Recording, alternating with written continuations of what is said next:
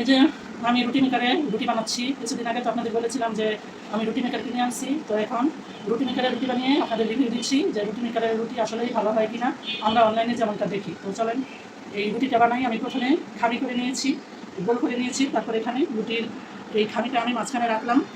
তারপর এখন আমি এভাবে চাপ দিব কয়েকটা উঠিয়ে ফেললাম। এই যে দেখেন রুটি মেকারের রুটি, এটা হচ্ছে রুটি মেকারের রুটি। তো এই রুটি আসলে ভারী হয়। হ্যাঁ, আমরা যেমন হাতে বেললে রুটিগুলো একদম পাতলা হয়, কিন্তু এই রুটি মেকারের রুটিগুলো একটু ভারী হয়। ঠিক আছে? তো আমার কাছে মনে হইলো যে বেলা রুটি ভালো রুটি মেকারের থেকে।